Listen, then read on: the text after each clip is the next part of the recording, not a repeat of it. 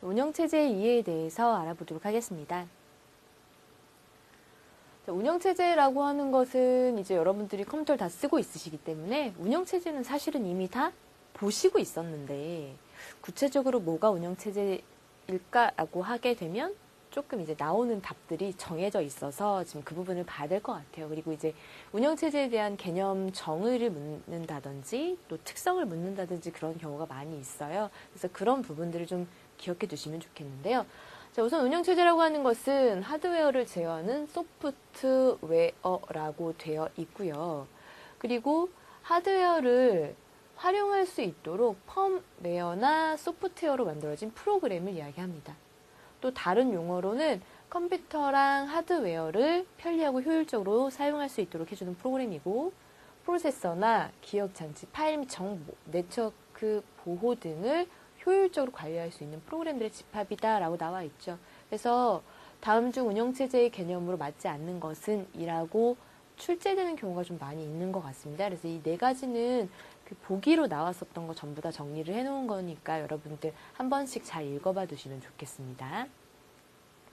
자, 그럼 운영체제를 왜 사용을 하느냐라고 하는 목적이죠. 자, 운영체제의 목적은요. 시스템 처리량은 많이 했으면 좋겠고 신뢰성도 높았으면 좋겠고 대신에 내가 원하는 어떤 요청을 했을 때 그것에 대한 응답 속도, 즉 반환 시간이라든지 응답 시간이라든지 처리 시간 이러한 것들은 당연히 짧았으면 좋겠는 거겠죠.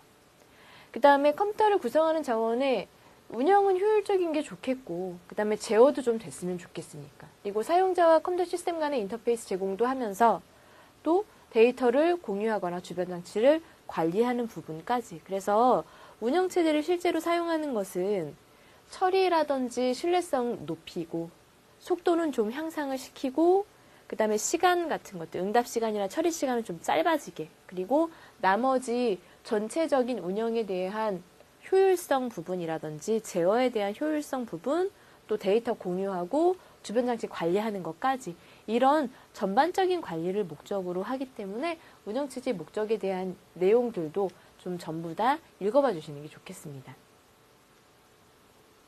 자, 운영체제의 역할인데요. 실은 운영체제의 정의, 운영체제의 역할, 운영체제의 목적 이게 다 결국은 같은 얘기이기는 해요. 그래서 같은 얘기이기는 한데 그래도 사용되는 용어도 조금씩 다를 수 있고 근데 반복되는 부분들이 많이 있어서 이 중에 어떤 것 하나라도 잘 기억을 해두시면 아마 문제가 출제되었을 때 여러분들이 아마 헷갈리거나 하시진 않을 테니까 걱정하시진 않아도 되고요. 운영체제라고 하는 것 스스로는 어떤 기능도 수행하지는 않아요. 단지 다른 것들이 잘 될 수 있도록 도와주는 역할은 하지만 스스로 무언가를 하지는 않습니다.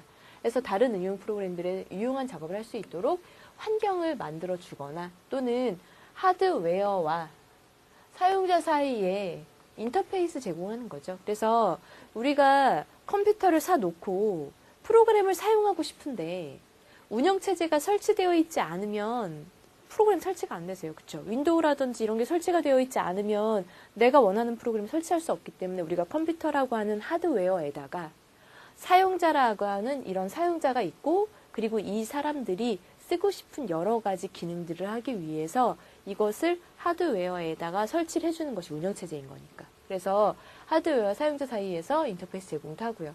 그 다음에 컴퓨터 자원들을 효율적으로 나눠서 쓸 수 있도록 관리도 해주고 프로세스나 기억장치, 입출력 장치 등을 관리해주고 그 다음에 초기화시켜서 작업 수행할 수 있는 상태로 만들어주고 그 다음에 중간중간 문제가 발생됐을 때 회복을 할 수 있도록 또 해주고 또 오류로부터 시스템을 보호하기도 하는 그래서 여러 가지 환경을 마련해주는 그래서 실제로는 스스로는 어떤 작업도 수행하지는 않습니다. 단지 사용자가 잘 쓸 수 있게 그리고 시스템은 잘 운용될 수 있고 또 보호될 수 있도록 도와주는 역할을 하는 그런 전체적인 역할이 운영체제라고 봐두시면 됩니다. 자, 그럼 이러한 운영체제가 이제 처음부터 하나가 딱 나왔다라는 건 아니고요. 이러한 운영체제가 차츰차츰 발달이 되어서 지금과 같은 상태가 된 건데 제일 첫 번째 나왔던 일괄 처리 시스템은 한꺼번에 다 모아서 처리를 하는 거예요. 그래서 지금으로 따지면 뭐 급여라든지 뭐 전화요금이라든지 이제 이런 것들은 어떻게 돼요? 하루가 모여서 일정한 기간 동안 모아서 한꺼번에 처리하게 되는 이러한 것들이 보통 일괄 처리인 거고요. 다중 프로그래밍 시스템이어서 프로그램 여러 개를 동시에 실행시킬 수 있는 이러한 시스템. 그 다음에 온라인 시스템이나 실시간 시스템은 실제로 비슷하기는 한데요. 온라인 처리니까 네트워크가 이때부터는 발달이 되었다고 보시면 되겠죠. 근데 네트워크가 나오고 나서 시분할 처리가 되니까 동일한 공간에 대해서 시간을 분할해서 여러 사용자가 같이 쓸 수 있는 상태가 구현이 된 거고요. 그리고 실시간으로 처리되는 뭐 좌석을 예약한다든지 하는 그런 부분들이 가능해진 거고요. 다중 모드 처리라고 해서 앞서 나와 있던 여러 가지 방식들을 섞어서 같이 처리할 수 있는 그러한 상태가 된 거고요. 그 다음에 분산 처리 시스템, 그 다음에 병렬 처리 시스템, 이러한 상태로 계속해서 발전이 되어 온 거라고 보시면 돼요. 그래서 이 발달 순서도 종종 출제가 되더라고요. 순서 바꾸어서. 그래서 여러분들이 조금 혼돈되실 만한 것들에 대해서 이렇게 순서를 바꾸는 경우가 있기 때문에 그 부분들은 조금 확인을 해두시면 좋습니다. 자, 그러면은 하나하나 살펴보겠습니다. 일괄 처리 시스템은 초기 컴퓨터 시스템에서 많이 사용을 했었는데요. 일정량이나 일정 기간 동안 데이터를 모아서 한꺼번에 처리하는 방식이어서 이 작업 제어 언어를 제공하기도 했었고, 주로 급여 계산이라든지 뭐 연말 결산이라든지 이러한 업무의 처리가 됐었고요. 다중 프로그래밍은 하나의 CPU에 여러 개의 프로그램을 동시에 처리하는 겁니다. 그래서 하나의 주기억 장치에 2개 이상의 프로그램을 기억시켜 놓고 하나의 CPU와 대화하면서 동시에 처리하는, 그래서 당연히 CPU 사용률도 증가할 거고요. 처리량도 늘어날 거고요. 그래서 다중 프로그래밍은 하나의 CPU에 여러 개의 프로그램을 한꺼번에 처리하는 방식이라고 보시면 되겠죠. 그 다음에 이제 시분할 방식인데요. 시분할 방식은 시스템을 일정 시간 단위로 나누는 거예요. 그래서 일정 시간 단위로 나누어서 이 CPU의 사용자를 계속해서 전환을 해서 쓰는데 대신에 사용자들은 나만 사용하고 있는 것처럼 보여지게 처리하는 그러한 방식이고요. 이렇게 CPU 자체를 일정 시간마다 교체하면서 사용하게끔 하는 방식이어서 라운드 로빈 방식이라고도 합니다. 그래서 이 정해진 시간, 타임 슬라이스라고 하는데요. 이 정해진 시간 동안 번갈아서 쓸 수 있게끔 해주는 그런 것이 시분할 시스템이고요. 그 다음에 이제 실시간 처리 시스템은 데이터가 발생하는 그때그때 바로 처리하는 거예요. 그래서 바로바로 처리되기 때문에 시간은 당연히 짧을 거고 비용이 절감되기는 할 텐데, 예를 들면은 좌석 예약이라든지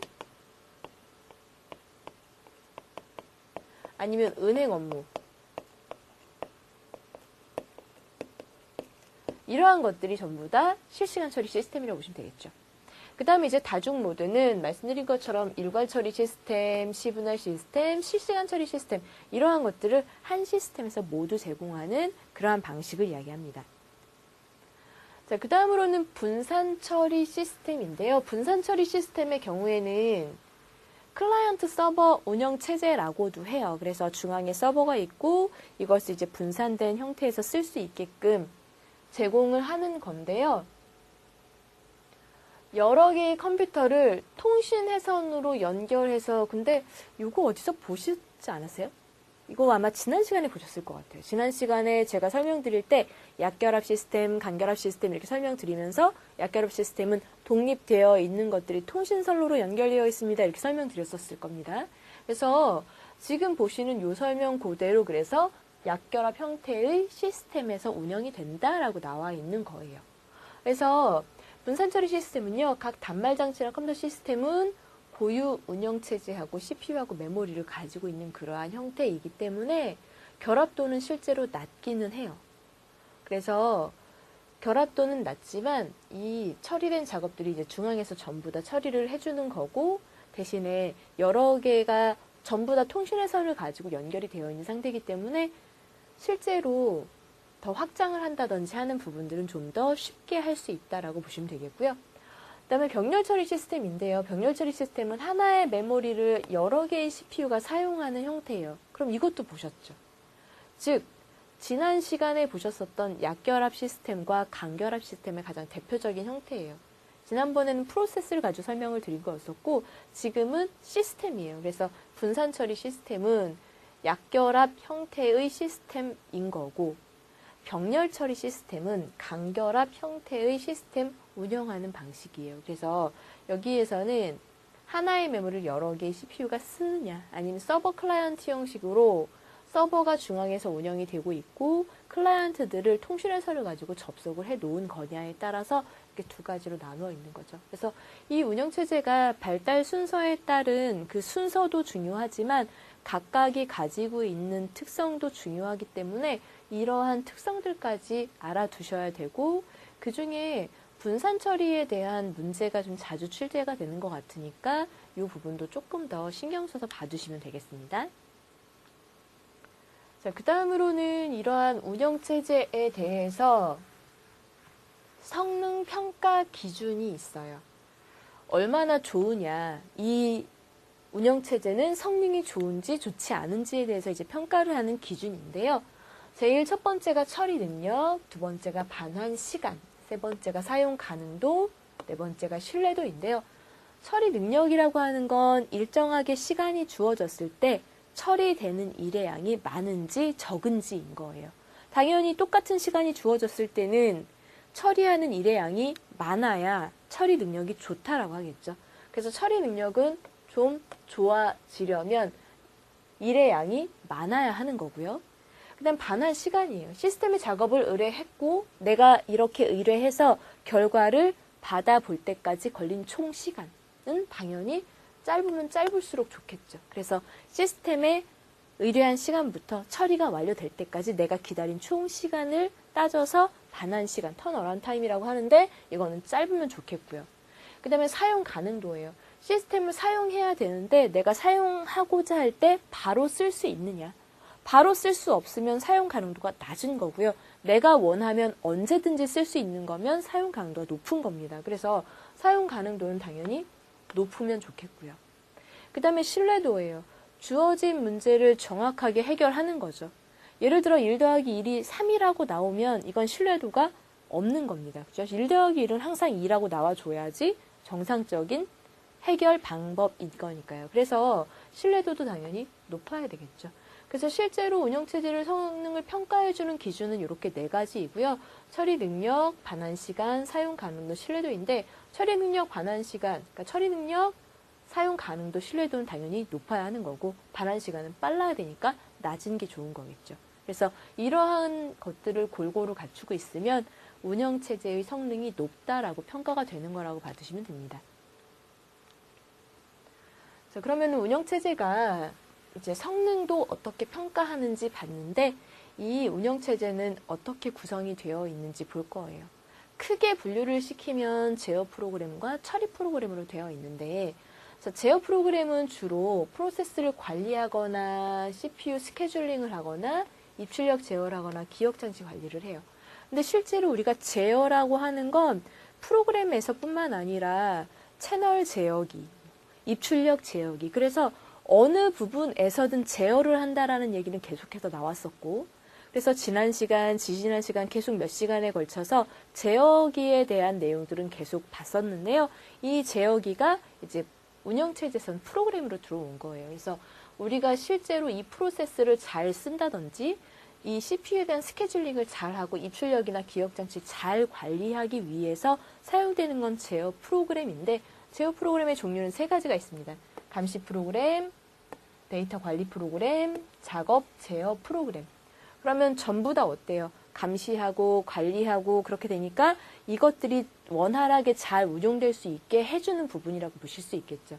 그래서 감시 프로그램은 제어 프로그램의 중추적인 역할을 함으로써 각종 프로그램 실행도 하고 시스템 전체의 작동 상태를 감시하고 감독하는 역할을 하는 거고요.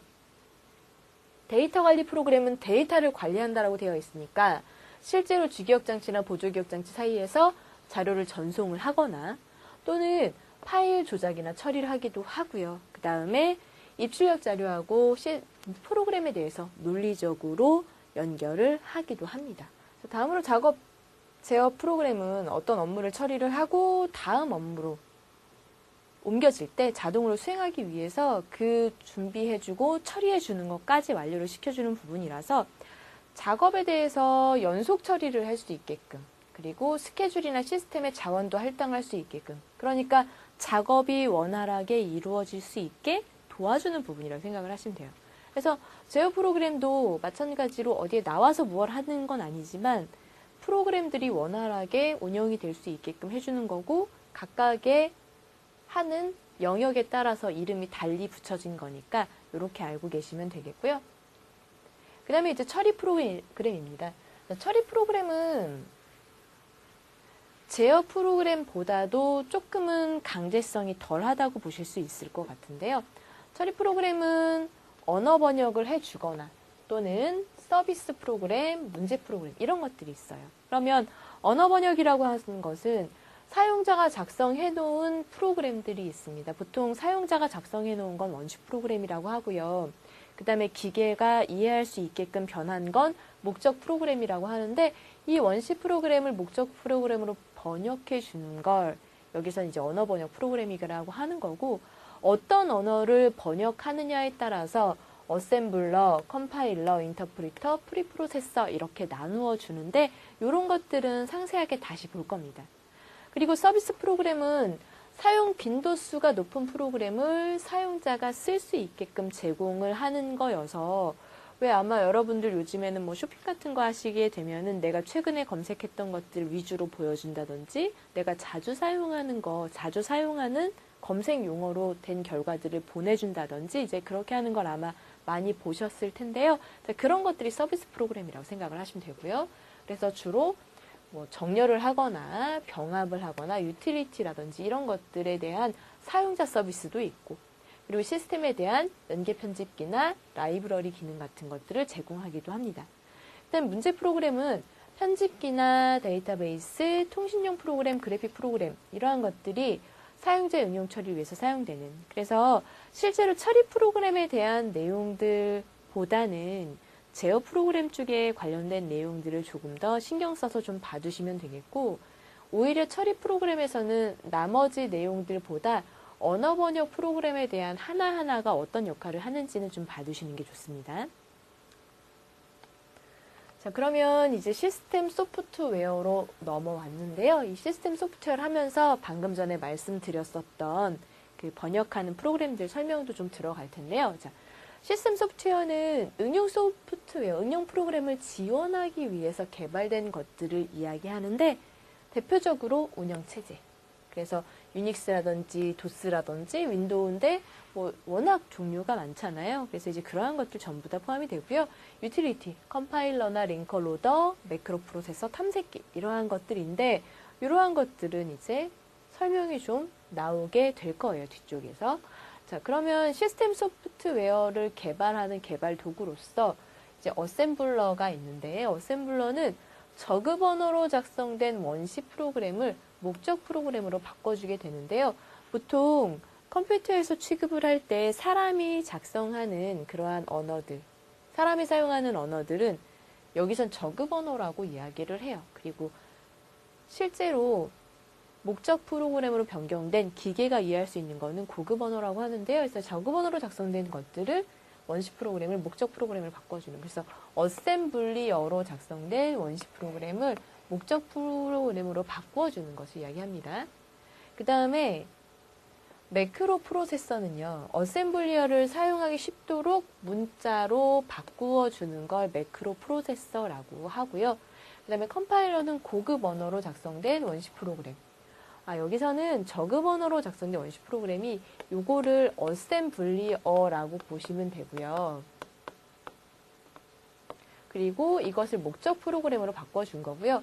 고급 언어로 작성되어는 했는데, 고급 언어 같은 경우에는 C 언어라든지 베이직이라든지 이러한 언어들, 사람이 사용하는 언어예요. 제가 아마 요거를 설명을 잠깐 헷갈리게 드렸던 것 같으니까 확인하시고요.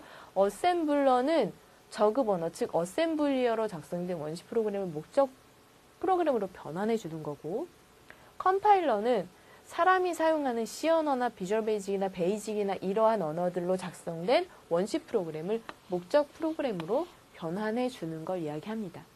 그리고 인터프리터는 원시 프로그램을 목적 프로그램으로 만들지 않고가 중요해요. 그래서 목적 프로그램이 생성이 안 되는 건 인터프리터 언어밖에 없기 때문에 요거는 좀 기억해 두시고 대화식으로 바로 처리를 한다라고 봐주시면 됩니다. 그 다음에 이제 링커는 2개 이상의 목적 프로그램을 실행 가능한 프로그램으로 바꾸어 주는 걸 링커라고 하고요. 로더는 프로그램 실행해야 되니까 어떻게 돼요? 불러와야 되겠죠? 이러한 것을 로더라고 하는 겁니다. 자, 그 다음으로 이제 어셈블러에 대해서 역할이 따로 나와 있는데요. 자, 어셈블러는 어셈블리어로 작성된 프로그램을 기계어로 번역해 주는 겁니다. 그래서 기능은 명령어 생성을 하거나 기계 주소 할당을 하거나 의사 명령어를 처리하는 이러한 기능들을 하고요. 번역하는 방법은 단일 패스 어셈블러가 있고 이중 패스 어셈블러가 있는데 단일 패스 어셈블러의 경우에는 기호 테이블을 정의를 하는 거고요. 이중 패스 어셈블러는 기호 테이블을 이용해서 목적 프로그램을 아예 만드는 겁니다. 단일 패스의 경우에는 실행 속도는 빠르지만 프로그램 작성하는 게 조금 어렵고요. 대신에 크기는 작습니다. 그리고 이중 패스는 기호 작성 전에 사용할 수 있기 때문에 프로그램 작성은 좀 쉬운 편이고요.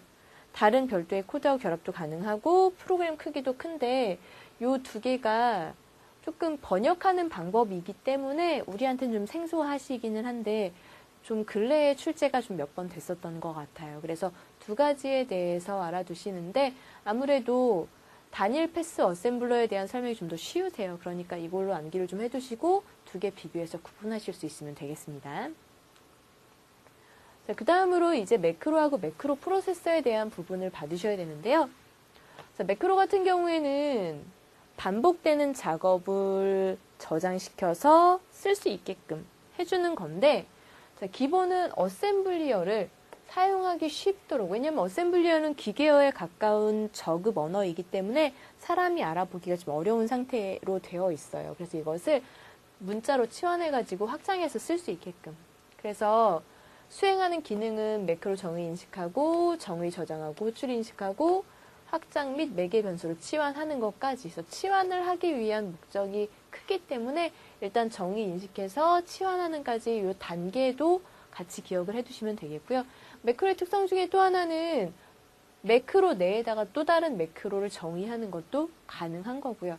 그리고 매크로 라이브러리라고 해서 자주 사용하는 매크로만 이렇게 따로 묶어놓은 그러한 라이브러리가 있다라고 알고 계시면 되겠죠. 그래서 이 매크로 프로세서의 기능이 4가지인데요. 인식해서 저장하고 호출하고 확장하고 인수로 바꿔주는 건데 정의 인식은 원시 프로그램 내에 있는 매크로 정의 시작하고 종료가 어느 위치에 있는지 파악하는 역할을 하는 거고 그리고 나서 이 정의된 내용을 매크로 호출할 때 확장하기 위해서 일단 저장을 해주고요. 그 다음에 호출 인식이니까 매크로 확장 준비가 됐는지 안 됐는지 확인을 하는 거고 여기까지 다 되면은 치환 매크로 호출해서 원시 프로그램 위치에 있는 저장된 내용하고 인수를 바꿔주게 됩니다. 그래서 여기까지 작업해주는 게 매크로 프로세서의 기능이에요. 그래서 이 매크로와 매크로 프로세서에 대한 기능은 거의 지금 보시면 중복되는 용어가 여기도 많이 나와 있어요. 그래서 이 부분들을 좀 알아두시면 되는 거고 실제로 이 수행 기능에 대한 것들을 좀 따로따로 보느라고 풀어놓은 거니까 수행 기능에 대한 내용은 다시 한번 확인을 하시는 게 좋겠습니다. 다음으로는 이제 컴파일러하고 인터프리터인데요. 제가 중간중간 설명을 드렸어서 아마 기억이 나실 텐데 컴파일러는 고급 언어로 작성된 고급 언어라고 하면 코볼, C, 포트란, 파스칼, 알골, 아다 언어 같은 이런 것들이 전부 다 고급 언어이고 이렇게 작성된 프로그램을 기계에 적합하게 목적 프로그램으로 번역해 주는 게 컴파일러가 하는 일이고요. 인터프리터는 원시 프로그램과 기계어의 중간 코드를 생성을 하기 때문에 실제로는 목적 프로그램을 만들지 않는 대화식 방법을 사용합니다. 그렇고 사용하는 주로 언어는 베이직이나 APL이나 이러한 언어들이 주로 인터프리터를 사용하는 그러한 언어고요. 그 다음에 이제 로더라고 하는 부분이 나와 있는데, 로더 같은 경우에는 프로그램을 실행하기 위해서 프로그램 주기억 장치에 불러오는 기능이라 그랬었죠. 근데 불러오는 기능이 그대로 불러올 때 처음에 할당하고 연결해서 재배치하고 적재하게 되는데, 이 기능에 대한 문제도 잘 출제가 됩니다. 할당은 목적 프로그램이 실행될 주기억 장치의 공간을 확보하는 거예요. 할당이라고 하는 건 일단 이만큼 영역을 잡아놓고 그 다음에 연결을 시켜야 되겠죠. 그래서 여러 개의 독립적인 모듈을 연결을 시켜주고, 그 다음에 프로그램이 주기억 장치 공간 안에서 위치가 변경할 수 있게 도와주는 역할이 재배치고요. 그 다음에 적재. 프로그램 전체나 일부를 주기억 장치에 불러오는 역할을 하는 거예요. 그래서 결론은 불러가려고 하는 내용이 들어갈 만한 공간이 있는지 보고, 그리고 연결해서 변경 가능하게 만들어주고 올려다 주는 것까지가 로더가 하는 일이에요. 그래서 이렇게 올려다 놓는 과정에 대해서는 이렇게 기능이 나뉘어져 있기 때문에 각각이 어떤 역할을 하는 건지 봐두시면 되겠고요. 이러한 로더가 몇 가지 종류가 있어서 정리를 좀 해놓았는데, 자, 로더의 종류가 보시면 실제로 우리가 그냥 로더라고 얘기를 하는 거는 직접 연결 로더 이거예요. 이건데 다른 종류가 있는 것들은 조금씩 역할이 달라서 그런 거고요. 자, 컴파일 앤 고 로더라고 하는 건 번역 프로그램하고 로더가 하나로 되어 있어서 번역 프로그램이 로더 역할까지 몽땅 다 하는 거. 그러니까 두 개가 하나로 합해 있으니까 단순하기도 하고 작성이 쉬운 그런 장점을 가지고 있는 거고요. 절대 로더는 로더 역할이 축소가 돼서 간단한 프로그램으로 구성이 되어 있고 기억 장소 할당이나 연결을 프로그래머가 직접 하는 거예요. 그래서 절대 로더는 프로그래머가 관여한다라는 게 조금 다릅니다. 그래서 실제로는 우리가 그냥 일반적으로 알고 있는 로더의 역할은 직접 연결 로더라고 해서 할당, 연결, 재배치, 적재를 그냥 수행해 주는 거, 이거인 거고요. 그 다음에 그렇지 않고 실제로 나와 있는 것 중에 번역 프로그램이나 로더가 하나로 묶여 있는 상태인 경우는 컴파일 앤 고 로더라고 되어 있는 거고요. 그리고 절대 로더는 로더 역할이 좀 축소가 되어 있고 프로그래머가 관여하는, 이렇게 표시가 될 거예요. 그러니까 여러분들이 이 로더의 종류에 대해서도 특성을 좀 하나씩 정해서 알아두셔야지 나중에 문제 푸실 때 도움이 되겠습니다.